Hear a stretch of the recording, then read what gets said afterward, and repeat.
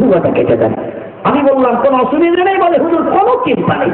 আমি বললাম তার কারণ, বলে আমাদের দেশে একটা মেয়ে তাম বিশ্ব তোলবার করে গুজরাটের মুখ্যমন্ত্রীর ঠান্ডা করে দিয়ে।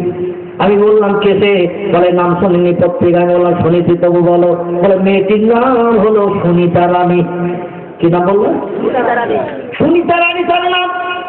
এই পড়াশোনা করতে গিয়েছিল পৃথিবীর শ্রেষ্ঠ শিক্ষা প্রতিষ্ঠানে, নাম হলো তার অক্সফোর্ড ইউনিভার্সিটি। ওর ব্রেন অবস্থা একটু সাফ ছিল। সরকার পড়ানোর দায়িত্ব নিয়েছে যে সমস্ত দেশের ছেলেরা খুব উচ্চ শিক্ষিত হয়, ব্রেন খুব সাফ হয়। বন্ধুগণ, এমএসসি পাস করার পরে হায়ার নাম্বার নিয়ে পাস করলে সরকার তাদের দিকে নজর করে, যাও ব্রিটেনে চলে যাও, আরো ভালো উচ্চ শিক্ষিত হও, বিজ্ঞান হবে, ইঞ্জিনিয়ার হবে, দেশের জন্য কল্যাণমূলক কাজ তোমার দ্বারা হবে, খরচ সব করবো সরকার। বন্ধুগণ, সরকারের তরফ থেকে মেয়েটা পড়ার সুযোগ পেয়ে গেল। অক্সফোর্ড বিশ্ববিদ্যালয়ে পড়াশোনা করতে করতে এক খ্রিস্টান ছেলের সঙ্গে বন্ধুগণ সম্পর্ক গাঢ়তর করলো। বাংলা ভাষায় যেটা বলা হয় আপনারা তো বোঝেন নাকি, একটা খ্রিস্টান যুবকটির জীবনের সঙ্গী বানালো, যাকে প্রেম বলে। প্রেম, এই প্রেম ভালোবাসা তৈরি করলো, ভবিষ্যৎ জীবনে তার নিয়ে সুখভোগ করবে। হিন্দু ভাইদের মেয়ে আর খ্রিস্টানের ছেলে চলছে কিনা এখন পৃথিবীতে এমন। আবার হিন্দু ভাইদের ছেলে মুসলমানদের মেয়ে এরকমও চলছে। যেখানে ছয় ভাই চয়েস করে অশান্তির দাবানলের আগুন জ্বালাচ্ছে। বর্তমানে আমেরিকার প্রেসিডেন্ট যে, সেও তো হাইব্রিড মার্কা প্রোটেকশন। আমেরিকার বর্তমান প্রেসিডেন্ট যে বরাক হোসেন ওবামা, ওর বাবা হলো কেনিয়ার মুসলমান, ওর মা হলো আমেরিকান খ্রিস্টান। হাইব্রিড প্রোটেকশনের জন্য সে এখন আমেরিকার রাজ সিংহাসনে বসে রাজত্ব চালাচ্ছে। আজ পর্যন্ত আমেরিকার রাজ সিংহাসনে কোন কালো মানুষ বসতে পারেনি। ওর বাপ হলো কেনিয়ার কালো মানুষ, মা ছিল আমেরিকান খ্রিস্টান সাদা মানুষ। সাদা কালোর মিশ্রণে বাচ্চা সাদা না হয়ে কালো হয়েছে, ঠিক কিনা? স্বামী স্ত্রী দুইজন ফর্সা, বাচ্চাও কালো হয়, হয় কিনা? স্বামী স্ত্রী দুজন ফর্সা, বাচ্চা হয়েছে কালো। আবার স্বামী স্ত্রী দুইজন কালো, বাচ্চা ফর্সা, হয় কিনা? আল্লাহ দেয়, ওখানে কি ইঞ্জেকশন করে লাইন ধরানো যাবে নাকি? মার্কেটের ভিতরে ইঞ্জেকশন করে ওখানে লাইন ধরানো যাবে না। আল্লাহ যেটা দেবে সেটা মেনে নিতে হবে, ঠিক কিনা? অনেকের বাচ্চা হতে হতে চারটে মেয়ে বলে দেখি একবার লাস্টের বার ফাইনাল পরীক্ষা করে দেখি অন্তত একটা ছেলে যদি হয়। কারণ মেয়েদের বিয়ে দিতে হবে, চলে যাবে তার শ্বশুর বাড়ি। এই বাড়ি ঘরের মালিক কি হবে? স্বামী স্ত্রী কথাবার্তা আলোচনা করে বললো, এই গনটা চলছে, পাড়ায় সব ছেলে হচ্ছে, আমাদের আর একটা বার শেষ ফাইনাল একবার চেক করে দেখলে হতো না? বলতো যা হয় হোক, চারটে যখন হয়েছে পাঁচটারও বিয়ে দিতে পারবো। স্ত্রী গর্ভবতী হলো, সন্তান প্রসব হবে। তুমি আব্দুল সালাম বাড়ির সদরে ঘুরছে, ট্রেন হচ্ছে, স্ত্রীর বাচ্চা হবে। ও মনে মনে পণ করেছে, ক্লাব ঘরে 13 কেজি সন্দেশ দেবো, মসজিদে দেবো 17 কেজি, মুসল্লিরা খাবে যদি একটা ছেলে হয়। তার পরস্পর চারটে নিয়ে ছেলে তো হলো না, জায়গা জমি ঘর বাড়ির মালিক কে হবে? অন্তত একটা ছেলে হলে সেই মালিক হতে পারবে। এখন স্ত্রী ট্রেন চলছে আর স্বামী বাইরে সদরে ঘুরছে, ধাত্রী যিনি আছেন সন্তান প্রসব করবে, তারে বললো চাচিমা খবরটা দিয়ে যাতে সন্দেশ আনার সুযোগ হয়। চাচি বললো অপেক্ষা কর বাইরে, যেই ট্যাগ করে আওয়াজ হবে বুঝতে পারবি কাজ হয়ে গেছে। বাচ্চা হলি ট্যাঁ আওয়াজ হয় কিনা, ছেলে হোক বা মেয়ে হোক, আওয়াজ হয় ট্যাঁ করে কেঁদে ওঠে। পৃথিবীতে যত রাষ্ট্রনেতা, বিজ্ঞান, দর্শন জন্ম নিয়েছে, যত সাহিত্যিক জন্ম নিয়েছে, সবাই জন্ম নিয়ে কেঁদেছে। কাঁদিনি এরকম মানুষ আছে নাকি? যারা একজন জেন্দা জন্ম নিয়েছে সবাই ট্যাঁ ট্যাঁ করে কেঁদেছে। কেবল কাঁদিনি একজন মানুষ, তিনি হলেন আমাদের প্রিয় নেতা রাহবার কামলিওয়ালা, যার মধুর নাম মুহাম্মাদুর রাসূলুল্লাহ সাল্লাল্লাহু আলাইহি ওয়াসাল্লাম। তিনি হলেন বিলাল প্রকৃতির মানুষ। আল্লাহ বলেছেন ইন্নাকা লাআলা খুলুকিন আযীম। আমি মুহাম্মদ রাসূলুল্লাহকে শ্রেষ্ঠ আদর্শের প্রতীক করে পৃথিবীতে পাঠিয়েছি। তার সঙ্গে পৃথিবীর কোনো মানুষ পাল্লা দিয়ে সামঞ্জস্য হতে পারবে না, সমান হতে পারবে না। তিনি হবেন বিরল প্রকৃতির, জোরে বলুন সুবহানাল্লাহ। নবীজির জন্ম নিয়ে শুধু কাঁদেননি, আর আমরা যারা জন্মগ্রহণ করছি, ভবিষ্যতে নাতি নাতকুর যারা আসবে জেনারেশন, ওরাও কাঁদবে কিনা? সব কাঁদবে। হঠাৎ ট্যাঁ করে আওয়াজ শুরু হয়েছে ঘরের ভিতরে। মিন্টু সলিমউদ্দিন আব্দুল করিম দৌড়িয়ে চলে গিয়ে দরজার পাশে বসে, শাসিমা খবর বলুন। বলে আগে যা ছিল তাই। কি বলেছে? আগে যা ছিল তাই। মানে কি যে একটা হয় এই চিন্তায় আর ভালোভাবে প্রকাশ করে এর বুঝতে দেরি আছে নাকি। আগে তো 4টে মেয়ে পাড়ায় সব জায়গায়, এখন ছেলে হচ্ছে, ছেলের বোন চলছে। সেই চিন্তা ভাবনা নিয়েই তো আমরা একটা শেষ রিস্ক করলাম। আর তাতেও দেখা গেল 5 নম্বরে নিয়ে ও আর রাগ সহ্য করতে পারেনি, দরজার পাশে দাঁড়িয়ে আঙুলটা লম্বা করে বলছে, তোরে তালাক দিলাম, তালাক দিলাম, তালাক দিলাম। একে দমে 13 বার, 13 বার একে দমে বলছে তোরে তালাক দিলাম। ধাত্রী যিনি ছিলেন সন্তান প্রসবকারী নারী, দেখে বলছি এখন হঠাৎ করে কথা বলছিস কেন? হ্যাঁ বলে বলবো না, ওর পেটে নেই শুধু গিজ গিজ গিজ গিজ করছে, ওর পেটে নেই শুধু গিজ গিজ গিজ গিজ করছে। এই কারণে আর রাত সহ্য করতে পারি, একে দমে 13 বার বলেছে। আমার আল্লাহ যেটা দেবেন সেটা মানিয়ে নিতে হবে কিনা? আল্লাহর উপরে যাওয়া যাবে তো নাকি? আবার অনেকের ছেলে হতে হতে 7টা ছেলে, একটাও মেয়ে নাই। স্বামী স্ত্রী বলছে বর্তমান যুগ তো খারাপ, ছেলেরা ভাব দেয় না, শেষ পর্যন্ত কোথায় তাড়িয়ে দেবে বড় হলে তার ঠিক নাই। একটা মেয়ে যদি থাকতো, ওরা 2-4 ঘাট দিয়ে অন্তত আগের বসে পড়িয়ে মনে দুঃখ নিবারণে জামার বাড়ি থেকে ডাল মুড়িয়ে 4 দিন খাওয়া যেত, ঠিক কিনা? মেয়ের বাড়ি থেকে 2-4 দিন থেকে ঠান্ডা হওয়া যেত। কিন্তু 7টা ছেলে, সেইবার আরেকটাবার একটু রিস্ক করে দেখা যাক যদি একটা মেয়ে হয়। 8 নম্বরও দেখা গেল থেকে আল্লাহ দেয় কিনা? আমার আল্লাহ দিয়ে থাকে। স্বামী স্ত্রী একদম ফার্সা, একদম কালো, বাচ্চা হয়ে গেল কালো। না হলো তার বরাত হোসেন ওবামা, আমেরিকার বর্তমান প্রেসিডেন্ট, যিনি বিশ্বকে তাক লাগিয়ে দিয়েছেন তিনি।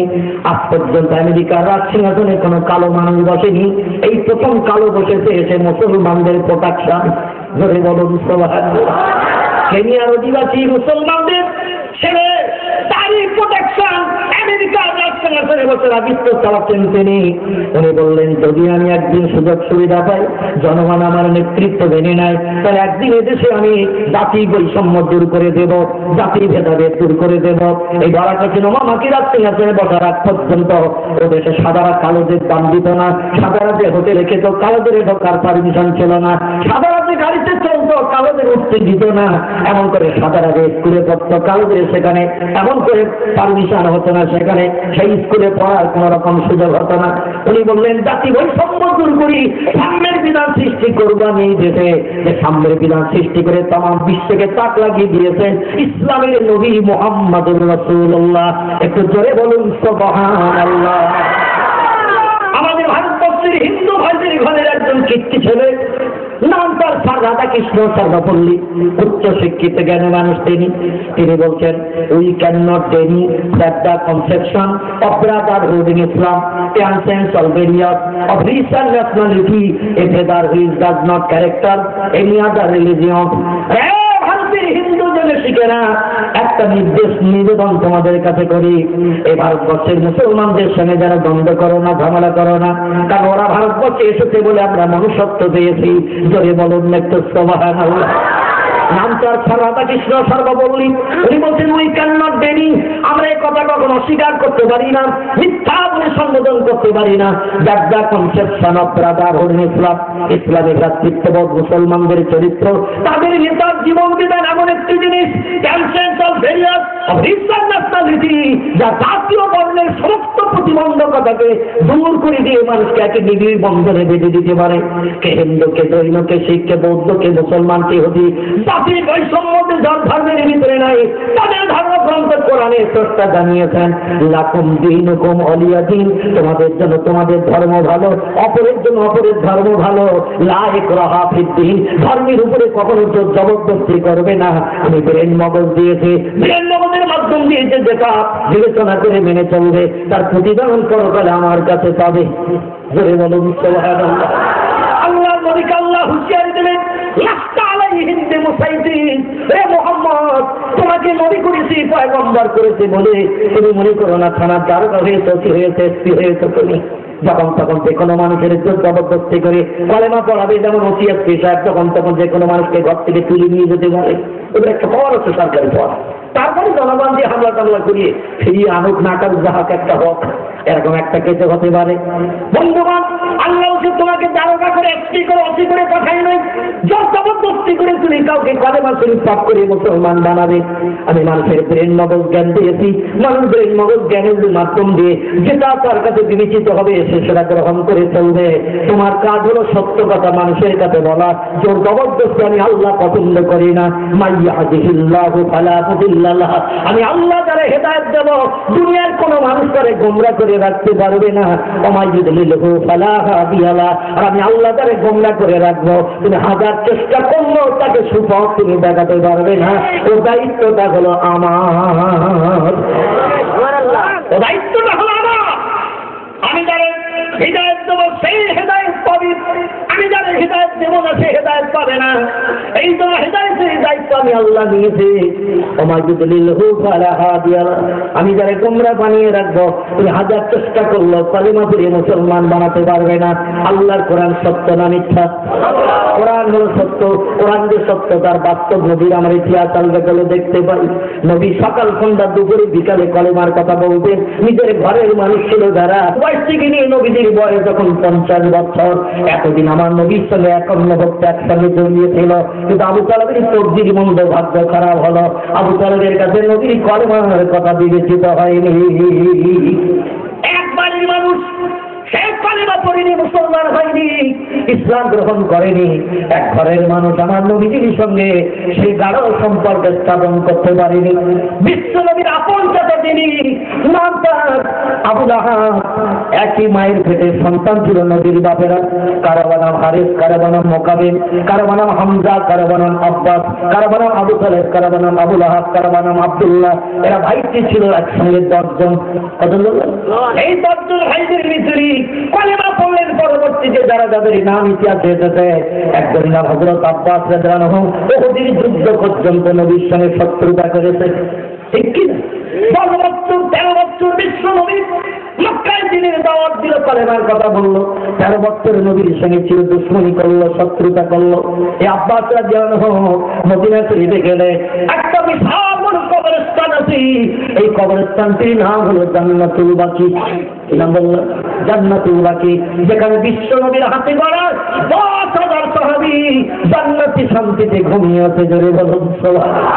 নবী বলেছেন আমার হাতে গড়া দুটি কবরস্থানকে আল্লাহ জান্নাতের টুকরা বানিয়েছেন। একটির নাম মদিনার জান্নাতুল বাকি, এখানে আমার উম্মত কবরস্থ হওয়ার সুযোগ পাবে। কিয়ামত পর্যন্ত আল্লাহ তার কবরে আযাব দেবেন না।